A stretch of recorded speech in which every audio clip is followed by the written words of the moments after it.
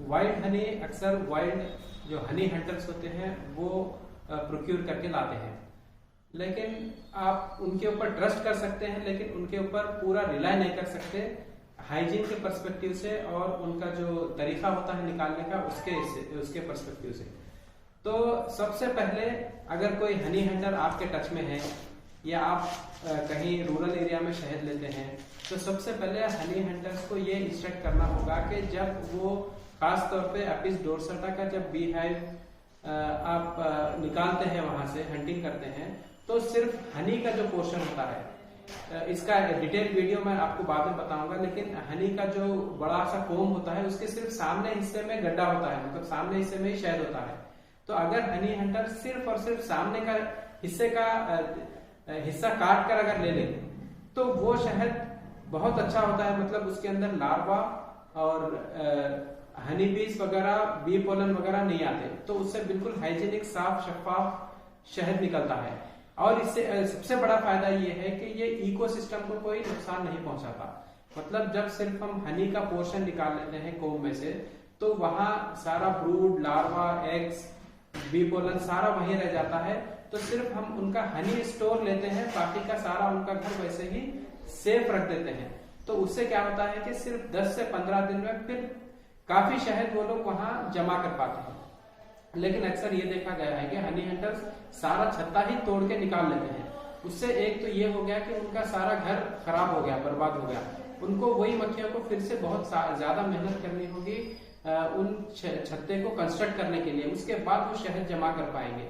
एक तो नुकसान हो गया इकोसिस्टम का, पर्यावरण का, दूसरा नुकसान हो गया मक्खियों का कि उन लोगों को फिर से घर बनाना है, तीसरा नुकसान ये हो गया कि हनी हंटर्स को फिर दूसरी जगह पे छत्ता ढूंढना पड़ेगा। यहाँ पे रेडीमेड एक ही जगह पे उनका घर प्रोटेक्टेड रहेगा सारा सीजन। तो ये सबसे पहला प्रिकॉशन है या इंस्ट्रक्शन है हनी हंटर्स के लिए कि वो सिर्फ हनी का पोर्शन निकालें। अब हनी का पोर्शन निकालने के बाद और एक उन लोगों को ये बताना है कि जिस टाइम वो लोग वो पोर्शन निकाल के अपने बाल्टी में या जो भी कंटेनर में रखते हैं, तो अगर कोई भी हिस्से में पोलन है और लार्वा है तो उसको अलग कर लें। वो अलग करने से वरना ये होगा कि वो जब जंगल से जब गांव या टाउन में आएंगे शहद बेचने के लिए, तो वो सारा मिक्सअप हो जाएगा, बाद में उसको सेपरेट करना आसान हो जाएगा। सेपरेट करना काफी मुश्किल हो जाएगा अगर वो सारा मिक्स हो गया तो उसकी वजह से अगर वो वहीं पे सेपरेट कर लें तो वो बहुत अच्छा होगा फाइनल हनी आउटपुट के लिए। मैं ये जो सारा वीडियो बना रहा हूँ वाइल्ड हनी का बेहतरीन क्वालिटी किस तरीके से आप निकाल सकते हैं उसके बारे में, जो हम लोग यहाँ पे कर रहे हैं। आप जब हनी हंटर्स लेके आते हैं तो आप देखेंगे कि इसमें सारा कचरा होता है। ये आपको बिल्कुल साफ सुथरा किया हुआ हनी कोम्स नजर आ रहे हैं, लेकिन अगर आप इधर नजर डालें तो इसमें कई डेड बीज हैं, लार्वा है, पोलन है, ये सारे चीजें हैं जो हनी को खराब करते हैं।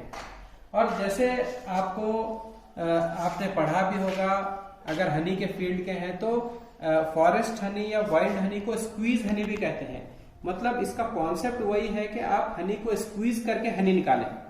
लेकिन मेरे हिसाब से स्क्वीज करने से हनी में टर्बिडिटी काफी हद तक बढ़ जाती है, हनी गदला हो जाता है, मतलब मैला हो जाता है। अगर फॉरेस्ट हनी और एपीरी हनी पर बाजू देखें तो फॉरेस्ट हनी अक्सर देखा गया कि बहुत ज्यादा गदला मैला होता है, पोलन इतना ज्यादा होता है कि वो सारा ऊपर आने लगता है, जिसकी वजह से वो वाटर इम्बाइब करके ऊपर का हिस्सा फर्मेंटेशन भी हो जाता है।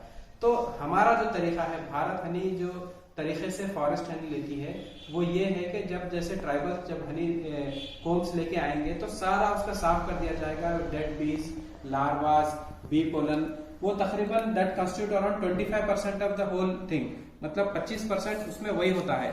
उसके बाद आप जब शहद देखेंगे तो इस तरीके का होगा, बिल्कुल साफ शफाफ।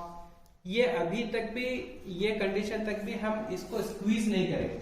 मतलब मेरा मानना यह है कि जब हनी को स्क्वीज कर देते हैं तो फिर उसका जो भी पोटेंशियल, उसका जो भी बी पोलन वगैरह उसी में सारा मिक्सअप हो जाता है। तो हमारा जो तरीका है हम उसको कोम्स को अलग कर लेते हैं। एक तो कोम को अलग से सेल करने का भी कोशिश कर रहे हैं, दूसरा क्या है, जैसा आप ये देखें ये कोम, इसमें कोम निकाला हुआ है, लेकिन इसका जो हनी ड्रिप हुआ है फिर हम ये हनी इस छान कर इसमें डाल देंगे, जिसकी वजह से इसका ये जो हनी का जो सेल्स वगैरह है वो प्रोटेक्टेड रहेंगे। इस तरीके से आपको साफ और शफाफ वाइल्ड हनी मिल पाएगा। तो अगर आपको साफ और शफाफ क्लीन वाइल्ड हनी होना है तो आप हमको कांटेक्ट करके ले सकते हैं, या आपके टच में भी कोई ट्राइबल्स है, हनी हंटर्स है, तो इस तरीके से आप काम करके ले सकते हैं। जब वो लोग लेके आएंगे तो उसमें हनी बीज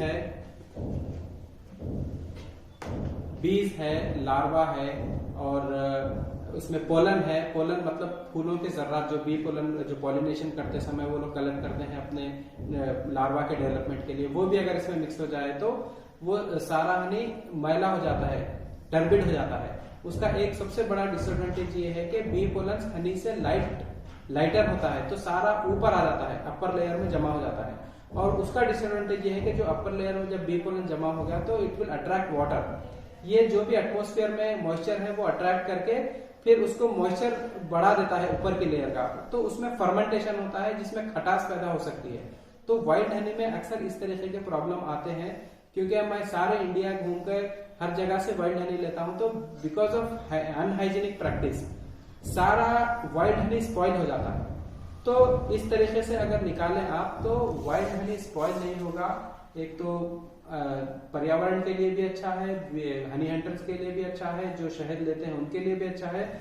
सबसे बेहतर तो कंज्यूमर के लिए है कि उनको साफ और शफाफ ऑर्गेनिक नेचर का वाइल्ड हनी मिल पाएगा। तो आप हमको कांटेक्ट कर सकते हैं वाइल्ड हनी के लिए। bharathoney.com पे आप अपना ऑर्डर बुक कर सकते हैं, या 9399951704 पे आप हमको कांटेक्ट कर सकते हैं। या अगर कोई हनी हंटर से हनी ले भी रहा है वो भी हमको कांटेक्ट करके उसका सही इंस्ट्रक्शन ले सकता है कि किस तरीके से वाइल्ड हनी जमा किया जाता है। अगर उस तरीके से जमा किए कोई ना ले तो हम भी लेने के लिए तैयार है, अगर वाइल्ड बिल्कुल सफाई से अगर आप वाइल्ड हनी प्रोक्योर करते हैं तो। ठीक है दोस्तों, थैंक यू, आज के लिए इतना ही।